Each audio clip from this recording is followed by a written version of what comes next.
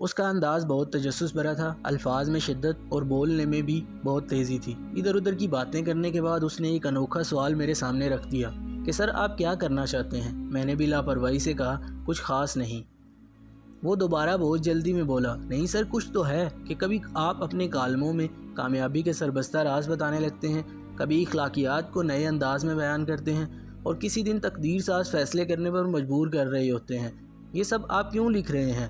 میں نے اس کی بات کو نظر انداز کرتے ہوئے اس سے یہ سوال پوچھا کہ آپ مجھ تک کیسے پہنچ پائے، حالانکہ آپ تو میرے شاگرد نہیں ہو۔ وہ فوراً بولا کہ سر آپ کے کالم پڑھنے کی وجہ سے، کیونکہ میں یونیورسٹی میں پڑھتا ہوں تو وہاں آپ کے کئی شاگرد آپ کے کالمز کی فوٹو کاپیز بانٹ دیتے ہیں جو مجھ تک پہنچ گئیں۔ مجھے یہ باتیں بہت متاثر کن لگیں، اس لیے آپ سے ملنے کو دل چاہا اور میں چلا آیا۔ میں نے کہا کہ یہ باتیں اور یہ راز آپ تک پہنچانے کے لیے ہی تو میں انہیں کالمز میں شامل کر رہا ہوں۔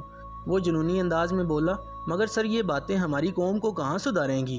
ہمارے ہاں تو آوے کا آوا ہی بگڑا ہوا ہے، یہاں تو انقلاب آنا چاہیے کیونکہ انقلاب ہی اس قوم کا علاج ہے۔ نوجوان کی دلیل بڑی واضح اور جذبات سے بھری ہوئی تھی۔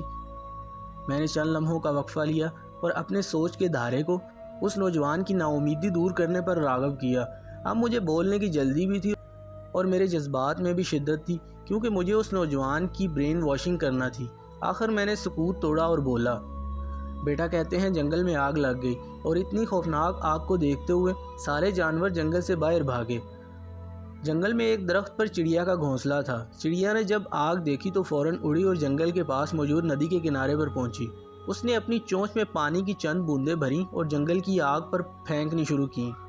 یہ عمل اس نے کئی بار کیا۔ اسی دوران جنگل کے بادشاہ شیر کی نظر اس پر پڑ گئی۔ شیر بولا کہ اے چڑیا تیری چند پانی کی بوندیں کہاں جنگل کی آگ بجھائیں گی؟ چڑیا نے کہا بادشاہ سلامت، آپ کا سوال اتنا اہم نہیں کہ یہ چند بوندیں کہاں جنگل کی آگ بجھائیں گی، بلکہ سوال اس بادشاہ کل کائنات کا اہم ہوگا جو مجھ سے آخرت کے روز پوچھے گا کہ اے چڑیا جب پورا جنگل آگ سے جھلس رہا تھا تو نے اس جنگل کی آگ بجھانے کے لیے کیا کیا؟ تب میں انتہائی ادب اور احترام سے اپنے اللہ کو یہ بتا سکوں گی کہ اے مالک کل کائنات، جب جنگل جل رہا تھا تو میں نے اسے بچانے کے لیے اپنی حیثیت کے مطابق چند بوندیں پانی کی پھینکی تھیں، اور میرا مالک خوش ہو کر فقط اتنا کہہ دے گا کہ جا چڑیا میں آج تجھ سے راضی ہوا۔ سو بیٹا میں اس چڑیا کی مانند اپنا حصہ ڈال رہا ہوں تاکہ آخرت کے روز جب حساب کتاب کی باری آئے اور مجھ سے پوچھا جائے کہ ہم نے تجھے قلم کی سیاہی سے روشنی پھیلانے کی طاقت دی اور تیری آواز کو دوسروں تک پہنچنے کے قابل بنایا تو بتا تو نے اس سے کیا کیا؟ اس وقت میں اپنی حقیر سی کوشش کو پیش خدمت کر دوں گا اور میرا مالک اتنا غفور الرحیم ہے کہ وہ چڑیا کی چند بوندوں کی مانند میری اس حقیر کاوش کو بھی قبول کر لے گا۔ بیٹا بات ہار اور جیت کی نہیں ہوتی، بات فقط قبول ہونے کی ہوتی ہے۔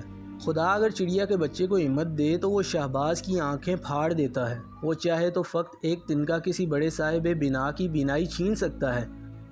مالک کل کائنات تو ایک حقیر مچھر کی مدد سے نمرود جیسے شہنشاہ کو ذلت کی موت دے سکتا ہے، اور اپنی حکمت دکھانے پر آئے تو کمزور مکڑی کے جالے کی مدد سے اپنے محبوب صلی اللہ علیہ وآلہ وسلم جو وجہ تخلیق کائنات ہیں کو حفاظت فراہم کر سکتا ہے۔ کیا پتہ کسی عبادت گزار کی تکبر والی عبادت قبول نہ ہو اور کسی گناہ گار کی عاجزی و ندامت کے دو آنسو اسے بھلے لگیں اور وہ اسے بخش دے۔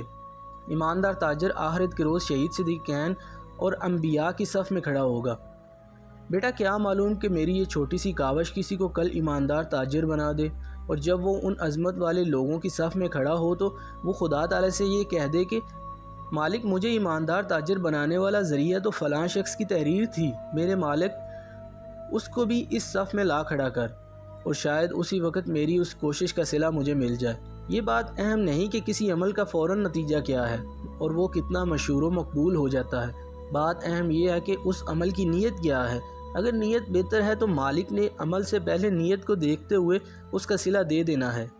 اس لیے اگر آج ملک مصائب میں گرا ہوا ہے تو یہ دیکھیے کہ کون اپنی حیثیت اور بساط کے مطابق اس کی بہتری میں اپنا حصہ ڈال رہا ہے۔ یہ حصہ کسی ہم وطن کے لیے دعا کرنے سے بھی ڈالا جا سکتا ہے، یہ حصہ تحریر کی مدد سے بھی ہو سکتا ہے اور تقریر کی مدد سے بھی۔ اللہ تعالیٰ کے نبی صلی اللہ علیہ وآلہ وسلم نے دعا فرمائی کہ خدا اس شخص کو آباد کرے جو میری بات کو سنے اور آگے پہنچائے۔ اس لیے اچھی بات کا آگے منتقل کرنا بھی عبادت ہے۔ نا امیدی کے دور میں امید بانٹ دینا بھی اپنا حصہ ڈالنے کے مترادف ہے۔ نا امیدی تو ویسے بھی کفر ہے، اس لیے جو ہو سکتا ہے بیٹا آپ بھی کرو، اللہ تعالیٰ کے لیے، اس کے نبی صلی اللہ علیہ وآلہ وسلم کے لیے، اس ملک کے لیے اور اپنی آنے والی نسلوں کی بہتری اور خوشحالی کے لیے آپ بھی اپنا حصہ ڈالیں، چاہے وہ فقط کسی کے درد کو محسوس کرتے ہوئے 2 آنسو ہی کیوں نہ ہوں، کیا پتہ وہی آپ کی بخشش کا سبب بن جائیں۔